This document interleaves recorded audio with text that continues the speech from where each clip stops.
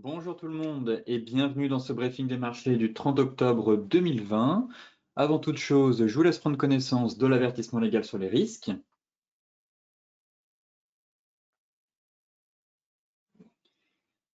Et donc tout de suite, focus marché, toujours en commençant par les places européennes qui tentent le rebond technique ce matin, qui ont quand même évolué un peu en ordre dispersé.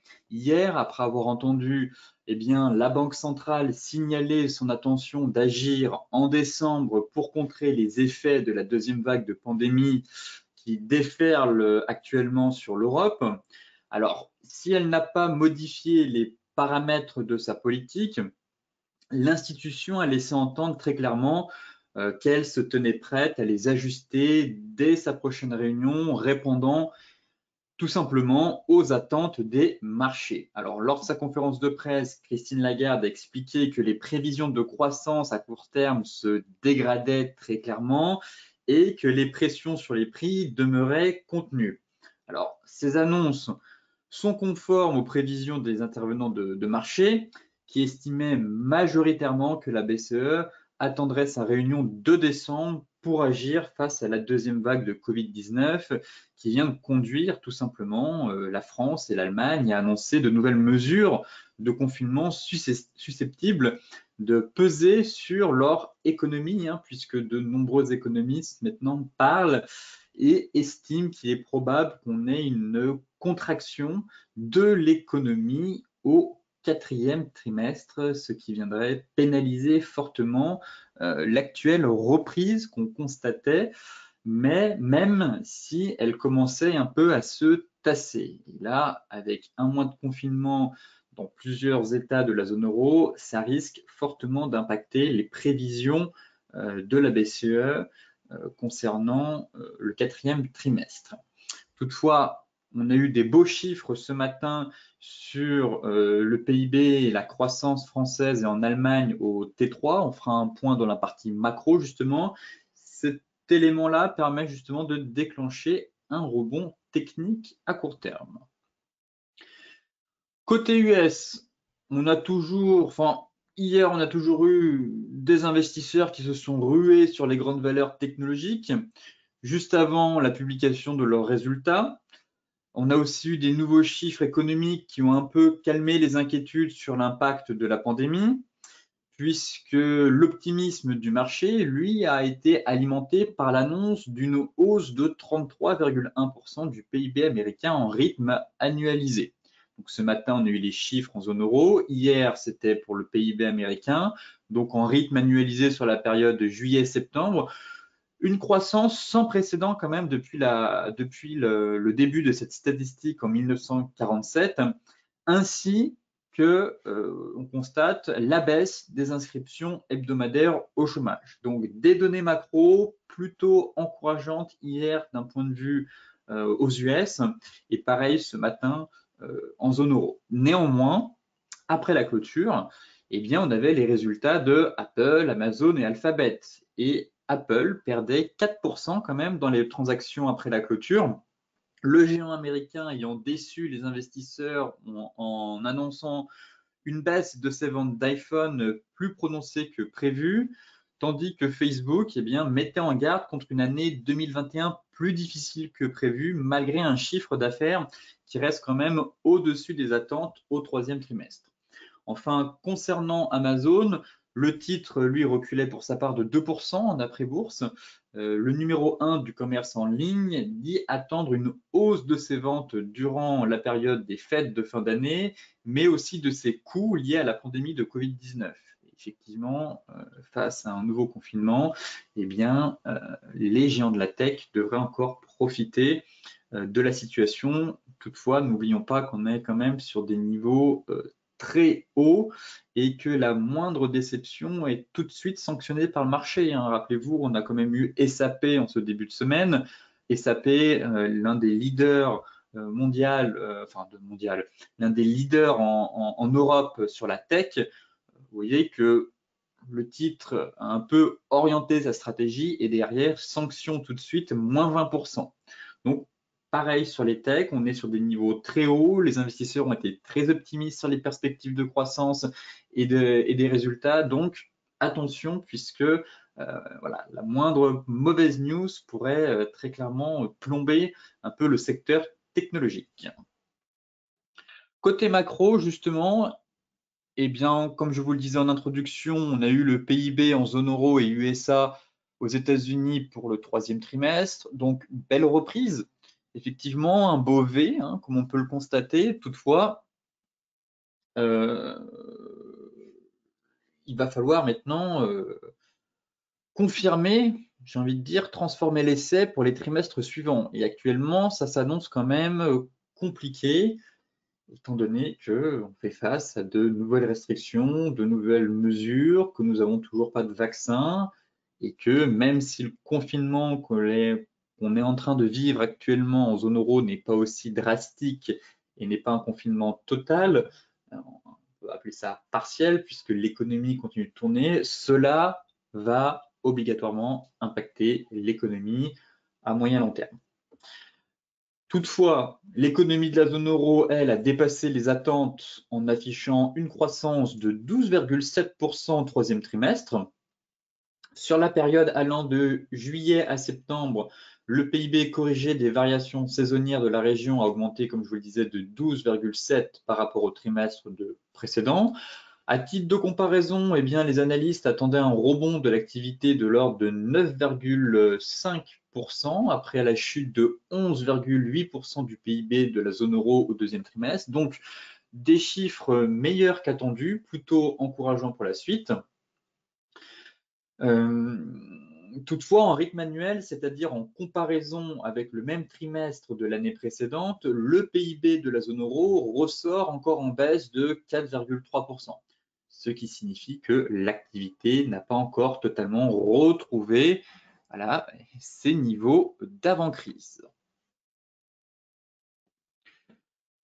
Chiffre incroyable pour la France, puisque l'économie, elle, a progressé tout de même de 18,2% au T3, 3,2% de plus que prévu après un effondrement quand même ici de 13,7% au T2. Et pour une fois, c'est la France qui a signé le redressement le plus important, plus 18,2 sur le trimestre écoulé, suivi par l'Espagne qui fait quand même 16,7% et l'Italie qui enregistre plus 16,1%. Donc des données plutôt encourageantes et qui permettent de redonner un peu le sourire aux investisseurs pour terminer la semaine. Et concernant l'Allemagne, on est, il me semble, pareil sur une hausse de 8,2 ou 8,3%. Pareil, meilleur qu'attendu, des chiffres dans l'ensemble, tous les États ont fait des perspectives, hein, ont réalisé une croissance meilleure qu'attendue sur l'ensemble du trimestre écoulé. Pareil pour l'Allemagne. Toutefois, bon, l'indice allemand, lui, est toujours dans le rouge en ce début de journée, mais ça permet au moins de se stabiliser et ça pourrait ouvrir la voie peut-être à un rebond technique ou du moins une stabilisation à l'approche, comme vous le savez, des élections américaines.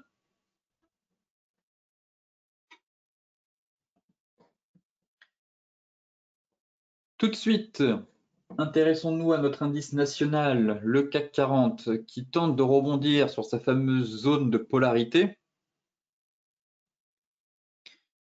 Où en sommes-nous sur l'indice CAC?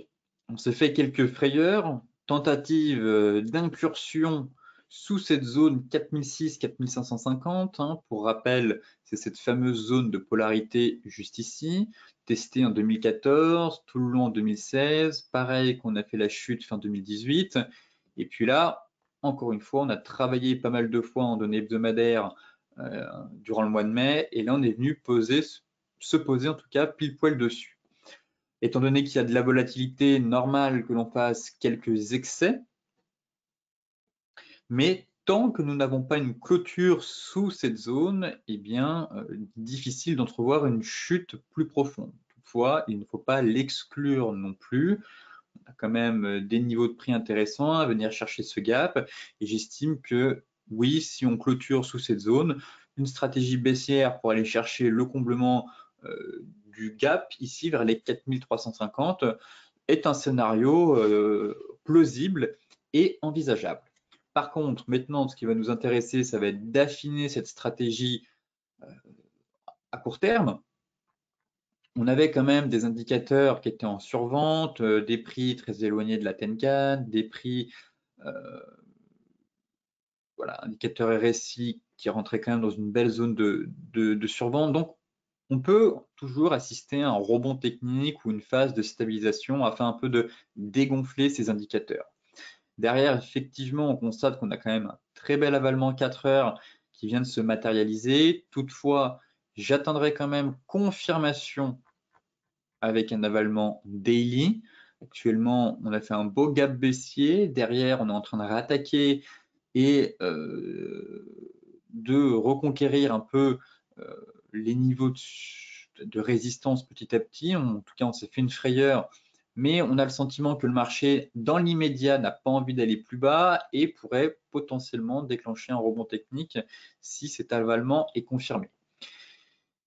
Derrière, il va falloir affiner tout ça en données 4 heures, en données 15 minutes. Tout simplement car on a un range ici.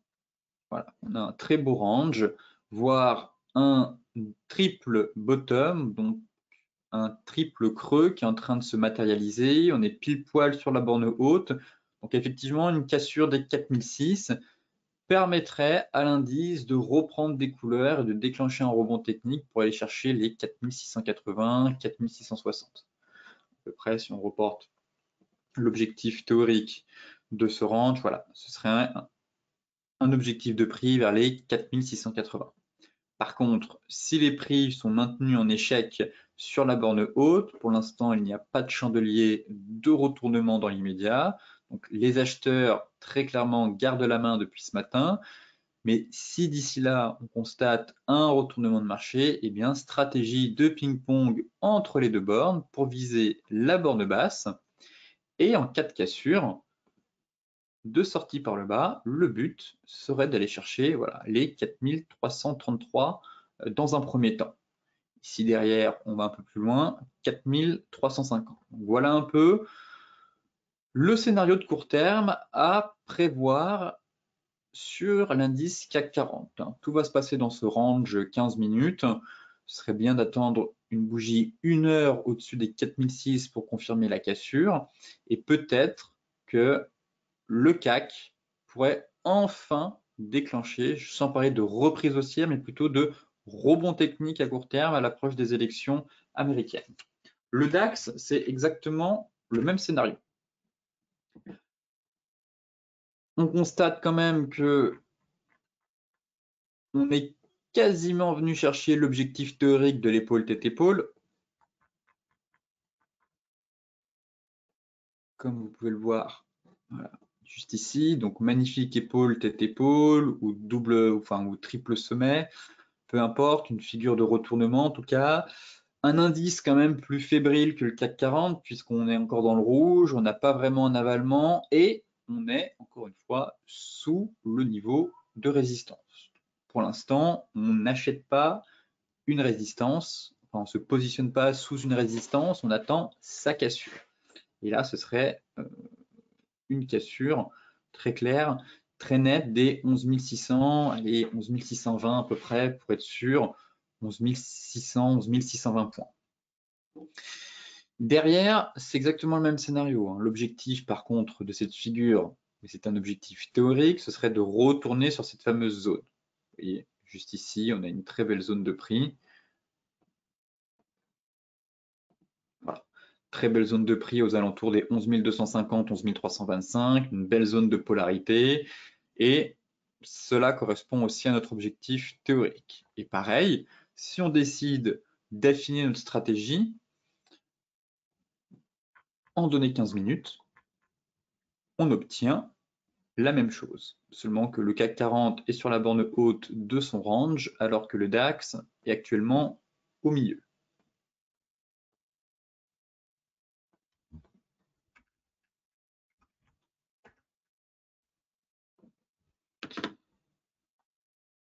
Mais sinon, c'est exactement le même scénario à court terme sur l'ensemble des indices européens. En tout cas, pour le CAC et pour le DAX, il va falloir surveiller ce range, pareil, potentiellement un triple creux qui est en train de se former. Si on break les 11 620, ce serait déjà encourageant, surtout si on donnait daily en clôture au-dessus des 11 620, puisque là, à chaque fois, c'est de l'excès haussier finalement. Enfin, c'est de la mèche, on donnait daily, on n'a jamais réussi à clôturer au-dessus des 11 620. Donc là, si on fait une clôture au-dessus des 11 620, ce serait déjà encourageant pour la suite, mais derrière, ce serait vraiment d'attendre la cassure des 11 675 pour tenter de se positionner sur ce triple creux et d'aller chercher en parallèle les 11 850. En revanche, en cas de cassure par le bas, et bien là, très clairement, l'objectif est assez clair puisque c'est d'aller chercher notre objectif théorique. Vous voyez que la sortie de range donne l'objectif théorique de notre épaule, tête-épaule de moyen terme, juste ici. Voilà un peu les grandes lignes concernant les indices européens à surveiller. On n'est pas sur un avalement haussier comme on peut le voir actuellement sur le CAC, donc sous-performance de l'indice DAX. Toutefois, à très court terme, la dynamique des prix est exactement la même puisqu'on est dans un range de stabilisation. Reste à savoir maintenant dans quel sens les prix vont casser la borne afin de donner le tempo pour la suite. Le Dow Jones, alors,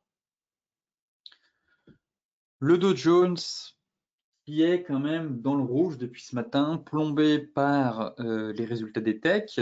Apple, pour rappel, fait quand même partie de l'indice Dow Jones, a une forte pondération dans l'indice. Et actuellement, pour avoir vérifié, les cours juste après clôture, pré-market, on est quand même sur moins de 4% sur le titre. Donc, est-ce que les investisseurs vont décider de se racheter, ce qui va permettre à l'indice américain de pas s'enfoncer trop bas, ou au contraire, est-ce que les investisseurs se disent tiens, on va prendre des bénéfices, étant donné que le titre Apple réalise tout de même une ascension assez fulgurante depuis son creux du mois de mars. Mais derrière, sentiment quand même qu'on a un double top qui vient de se valider.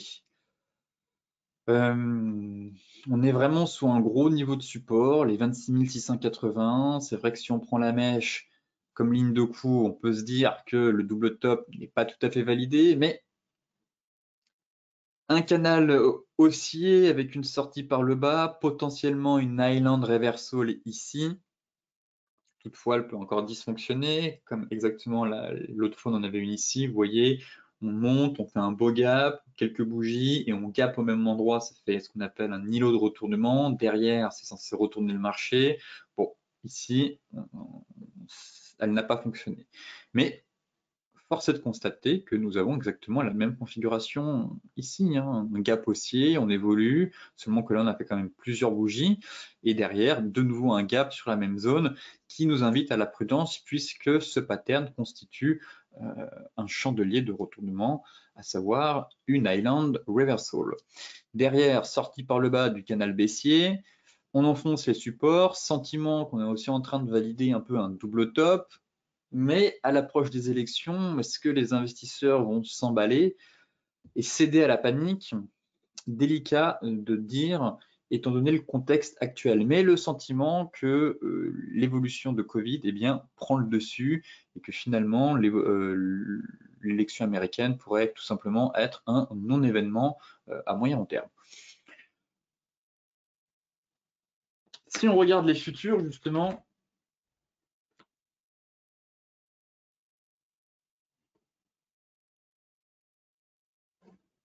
voilà.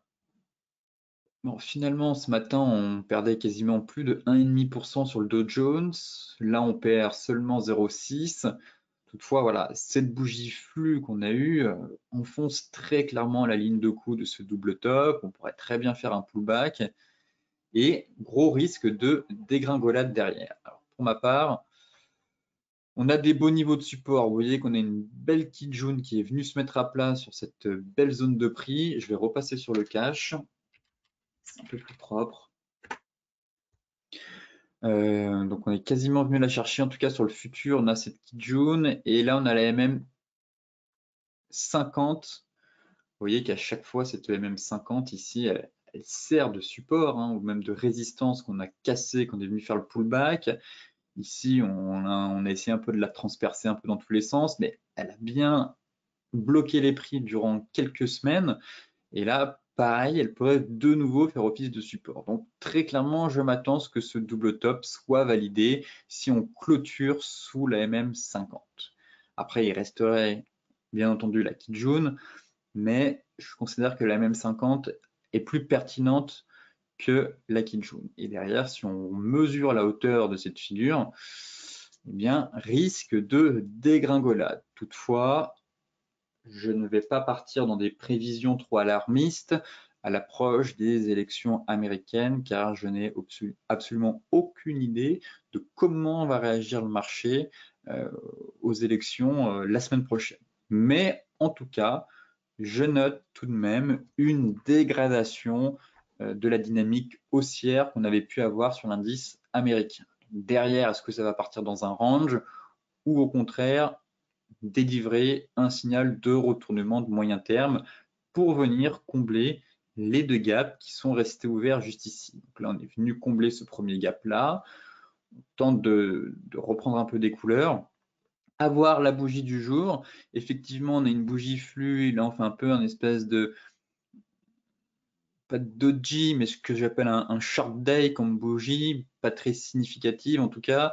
Derrière, c'est sûr que si on fait un avalement comme ici, on ouvre avec un gap baissier, vous voyez qu'on parvient à reprendre un peu de hauteur et à faire un chandelier en trois patterns comme ici avec un peu cette étoile du matin, bougie flux, short day, bougie flux haussière. Derrière, vous voyez que ça avait quand même relancé la dynamique haussière sur l'indice Dow Jones. Et donc là, on est actuellement dans la même configuration. Donc à surveiller comment va terminer l'indice, comment la bougie du jour va se conclure sur l'indice américain, mais peut-être qu'on pourrait assister justement à une nouvelle fois à cette structure de prix qui pourrait stopper à court terme la baisse. Donc on fera un point lundi et surtout on fera un gros point en fin de semaine prochaine après les élections américaines. Concernant le Forex maintenant, l'euro-dollar. Plombé par les propos de la BCE hier, finalement, on n'est pas vraiment dans un range puisqu'il n'est pas très beau. J'ai l'impression qu'on est dans un canal baissier, vous voyez, et qu'on pourrait continuer d'évoluer de la sorte. On avait un canal de reprise haussière de court terme. Hier, propos de Christine Lagarde, très clairement, belle sortie par le bas. Et tout ça laisse à penser qu'on pourrait revenir finalement sur la borne basse de ce canal, s'il est bien confirmé, et qu'on aille chercher les 1,1590, voire les 1,1530. Surtout si on a de nouveau une dégringolade des indices. Le dollar américain, certes, s'est fortement déprécié, mais continue, comme vous le voyez, à jouir de son statut de valeur refuge dans les périodes de forte incertitude. On a quand même un VIX qui évolue au-dessus de 30, 35. Donc, l'attention est vraiment là sur les marchés. Et derrière, je ne vois pas pourquoi le dollar ne continuerait pas, à court terme en tout cas, à servir de devise refuge, même si à long terme, on va se taper encore des plans de relance à outrance de la part de la Fed, et surtout si le candidat Joe Biden est élu, ce qui devrait bien entendu déprécier le dollar, à moyen long terme, je veux dire, et que cela pourrait doper le cours de l'euro, mais à court terme, depuis la chute des indices, comme vous voyez, eh bien l'euro chute aussi. Donc, le dollar, malgré sa forte dépréciation, continue à avoir un aspect refuge dans les périodes assez critiques et où on a une hausse de la volatilité. Et pour l'instant, face à cette sortie par le bas du canal de reprise haussière, j'ai plutôt le sentiment qu'on pourrait poursuivre un peu cette dégringolade pour aller prendre appui sur la borne basse en direction des 1,1590 avant de tenter une nouvelle rotation vers la borne haute. En données 4 heures, est-ce qu'on a un peu plus d'informations? Pas vraiment.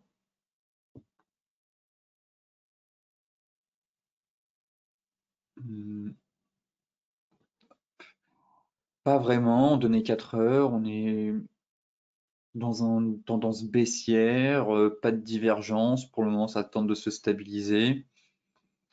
Basculant en données de temps 1 heure, mais là, c'est pareil.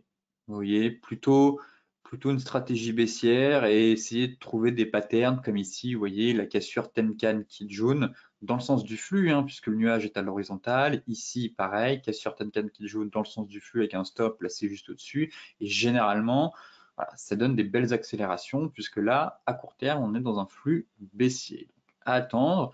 Voyons voir ici, la Kijun devrait de nouveau se rapprocher. Si on recasse dans l'autre sens, et enfin, on casse dans le sens inverse dans la tendance et derrière on recasse dans le sens de la tendance, généralement, c'est un setup de trading assez important pour celles et ceux qui ont suivi, bien entendu, le webinaire sur comment utiliser l'Ichimoku en tendance. Pour l'instant, tendance baissière, on n'a pas vraiment de gros support intermédiaire sous les pieds. Et si on continue dans cette dynamique, ce serait d'aller chercher les 1,1590. L'AUD-USD se trouve à la croisée des chemins.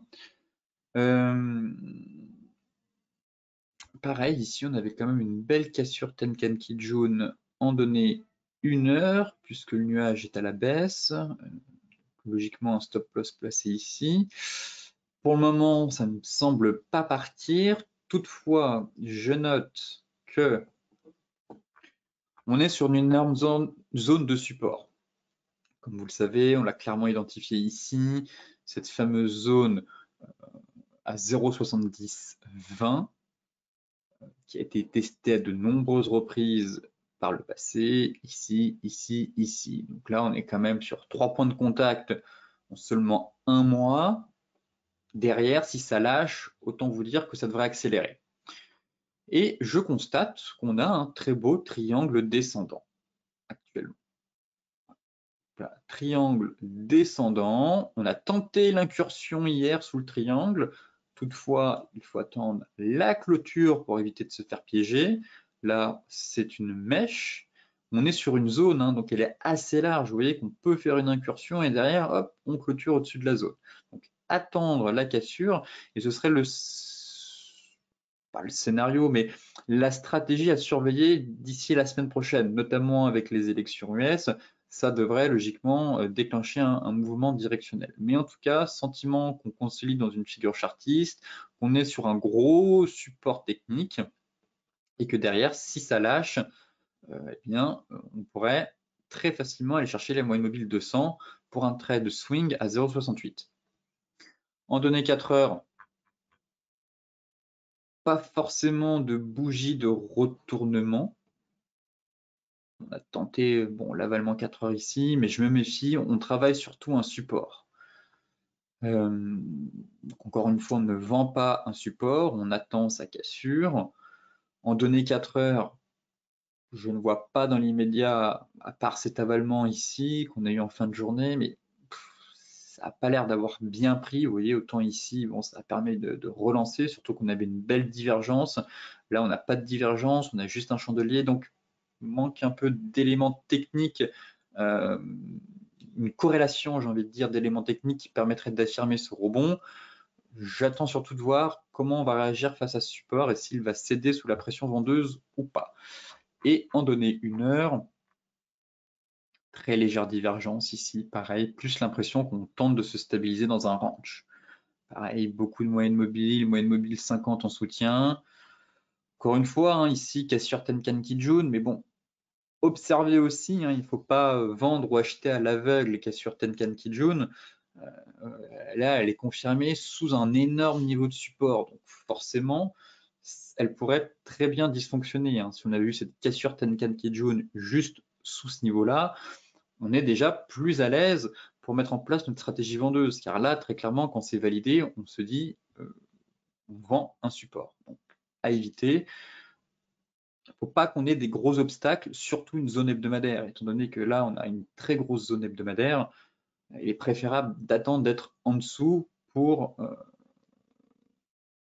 opter pour ce scénario baissier. En tout cas, à surveiller, puisque la sortie de ce triangle devrait être assez pertinente pour la suite et pourrait vous offrir un flux directionnel pour un trade swing, je dirais. Le NZD-USD pour terminer le Forex. On est dans un canal et on se stabilise, en tout cas, pareil, le sentiment qu'on pourrait former une épaule, tête et une deuxième épaule. Toutefois, j'aime pas la tête ici. J'aurais préféré une belle tête et pas un double top. Là, elle est trop tassée. Vous voyez, c'est propre d'avoir une belle tête et pas avoir une demi-tête, une double tête avec une tête qui vient un peu s'écrouler sous la première épaule. Pareil ici. Mais le sentiment qu'on est dans cette figure, mais pas très confortable avec, pas très à l'aise en tout cas avec la structure qui n'est pas très belle, hein. Encore une fois, hein, plus la figure est belle, plus les conditions sont réunies, plus elle a de chance de réussir. Et quand là, vous avez des aspects de la figure qui ne sont pas complètement réunis, prudence, il ne faut pas s'emballer tout de suite sur la figure car elle pourrait dysfonctionner. Toutefois, je note quand même que ça y ressemble et qu'on a une belle zone de résistance ici. En tout cas, que derrière, sur un avalement, on pourrait de nouveau corriger. Ici, on a eu un bel avalement baissier, vous voyez, mercredi. On tente, on est venu prendre appui sur cette borne basse de canal. Et derrière, on se dit que pareil, hein, si on sort par le bas, peut-être qu'on pourrait retourner une nouvelle fois sur la ligne de coup en direction des 0,6520. Un scénario à surveiller sur le NZD-USD. En données 4 heures,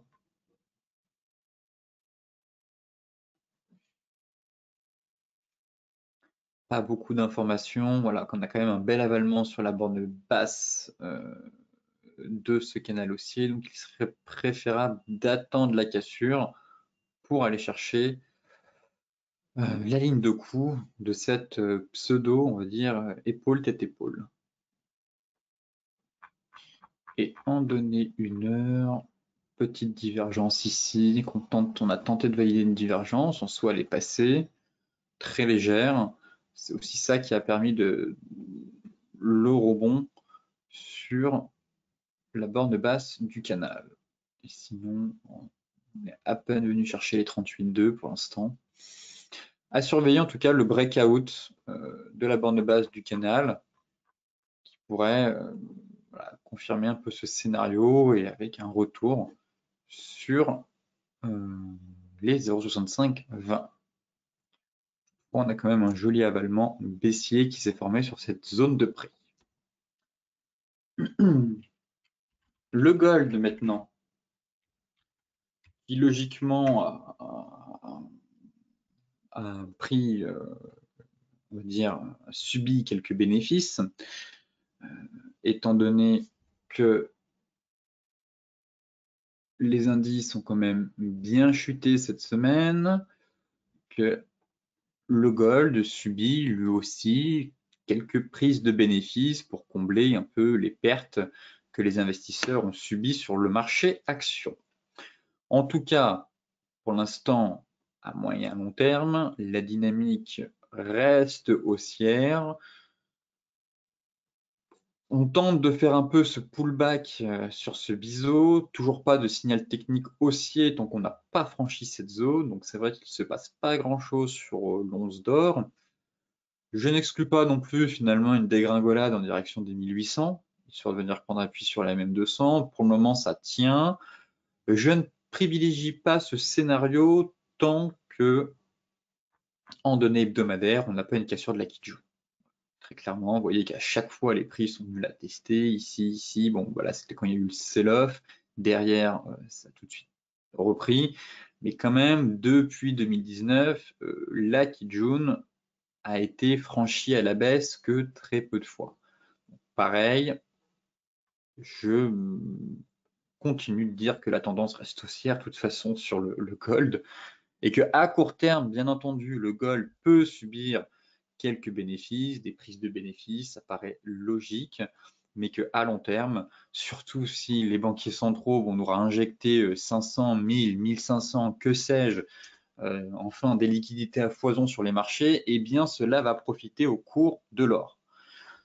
En parallèle, on aura une dépréciation du dollar, bien entendu, et donc, encore une fois, le cours de l'or devrait profiter de ce contexte. Donc, des fondamentaux qui, à moyen long terme, plaident très clairement pour une poursuite de la hausse de l'once d'or. Mais à court terme, voilà, on est peut-être monté un peu haut, un peu vite, phase de respiration et des investisseurs qui commencent à prendre tout de même des bénéfices, étant donné qu'ils se sont pris un peu une praline sur le marché action depuis le début de la semaine. Toutefois, tant qu'on n'a pas enfoncé en clôture hebdomadaire ce beau niveau de Kijun, je n'opte pas dans l'immédiat pour un scénario de retour sur les 1790. Voilà, ce sera vraiment la cassure qui enverrait un signal de retour sur cette belle zone technique. Pour l'instant, à court terme, il n'y a pas grand-chose à faire. J'aimerais bien... Voilà, on avait quand même ce range 4 heures juste ici. Et c'est vrai que la cassure par le bas est pas tip top. Je le reconnais, mais on a un gros niveau de support juste en dessous. Ce serait bien que le marché réussisse à reconquérir les 1880. Et derrière, pour moi, le vrai signal serait, comme vous le savez, accélération au-dessus des 1930. Et au-dessus des 1930, ça permettrait de reconquérir les niveaux de résistance et puis pourquoi pas inscrire un nouveau plus haut historique. Et pour l'instant, double niveau de support, Kijun Hebdo, et on pourrait dire qu'on a cette oblique baissière qui constituait l'ancienne borne haute du biseau descendant.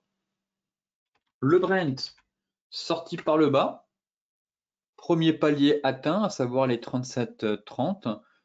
Pour les personnes qui se sont positionnées suite à la cassure de ce range, rappelez-vous, 4 heures ici, je vous disais quand même d'attendre, on ne sait jamais, si on n'a pas de chantier de retournement, ça pourrait accélérer, et c'est exactement ce que le marché a fait, il a accéléré en direction du premier palier, à savoir les 37,30. D'un point de vue technique, l'objectif théorique, lui, se situe un peu plus bas, en direction des 34,80. Voilà, on a une belle zone ici de support. Vous voyez un peu les mèches, 34,80, 34,45.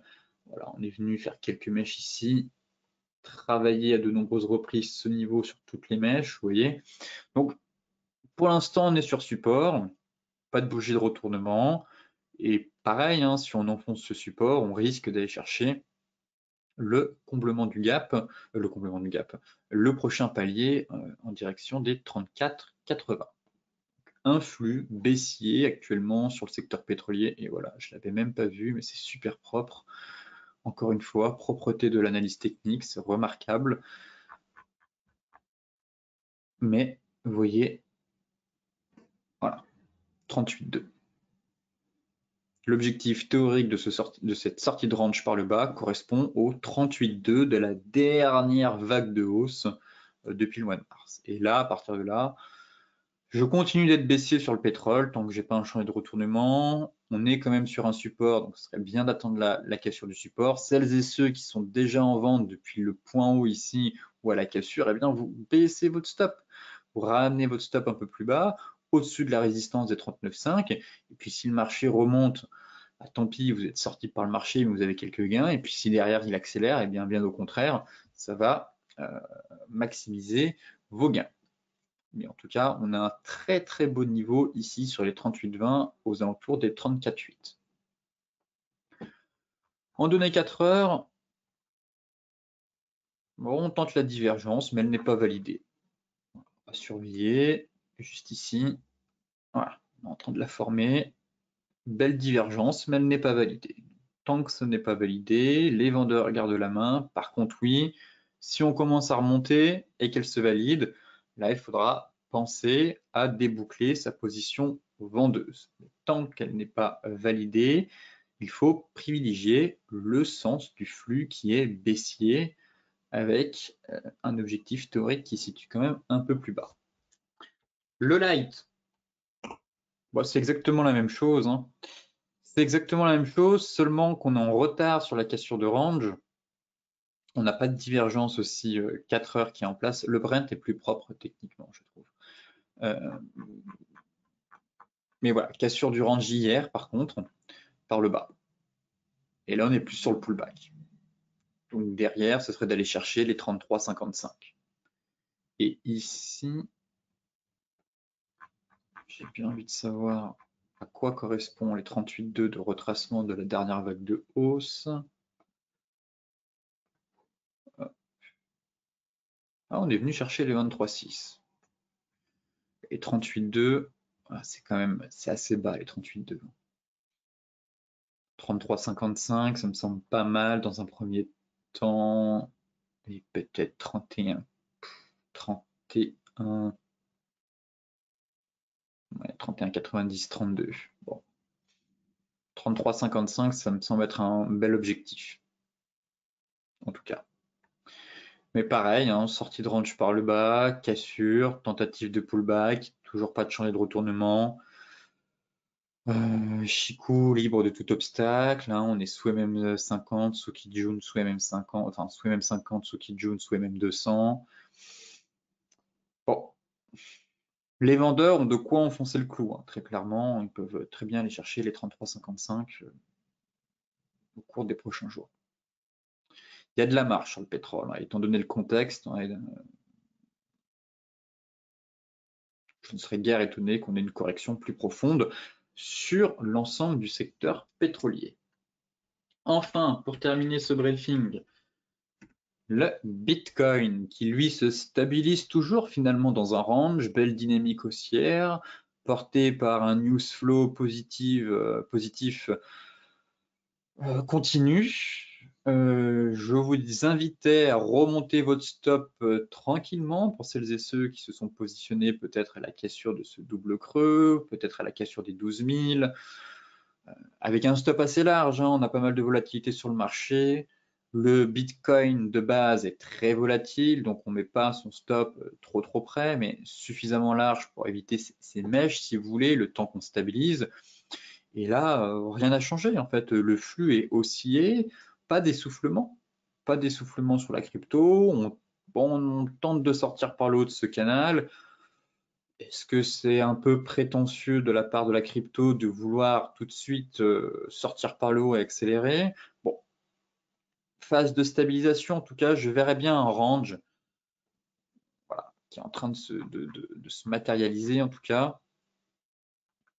Il y avait une belle cassure Tenkan qui jaune là en plus, intéressant. Intéressant de voir si elle va fonctionner ou pas, soutenue par la moyenne mobile 50. Je vais enlever ça, ça et ça. La divergence finalement pas dysfonctionné puisque je vous disais qu'il fallait attendre la cassure des 13 010 pour qu'elle soit validée cette divergence. Pareil, on était sur un niveau de support. On a fait de l'excès sur mèche, mais en clôture, on n'a jamais enfoncé véritablement le niveau. Et là derrière, intéressant, cassure Tenkan qui joue dans le sens du flux, stabilisation peut-être dans un range. De nouveau, ici, soutenu par une belle MM50. Là, on retente une nouvelle fois une cassure Tenkan Kijun, Chikou libre de tout obstacle. Donc des éléments plutôt encourageants pour une poursuite de la hausse dans les jours à venir. Et derrière, en cas de cassure des 13 635, eh bien, ce serait une poursuite de la dynamique haussière en direction des 13 400 $. Et tant qu'on ne repasse pas sous les 13 000 $ en clôture daily, eh bien, les acheteurs gardent la main pour l'instant et la tendance est très clairement haussière. Donc, il faut privilégier des positions dans le sens du flux. Écoutez, ce briefing des marchés touche à sa fin. Comme d'habitude, je vous mets le lien du briefing dans la description de la vidéo. Je vous souhaite à toutes et à tous un excellent week-end, un confinement aussi, qui risque d'être un peu long durant ce mois de novembre. Toutefois, on se retrouve lundi pour faire un nouveau point sur les marchés. Une semaine qui s'annonce palpitante justement avec notamment les élections américaines. Restez prudents et on se retrouve très bientôt.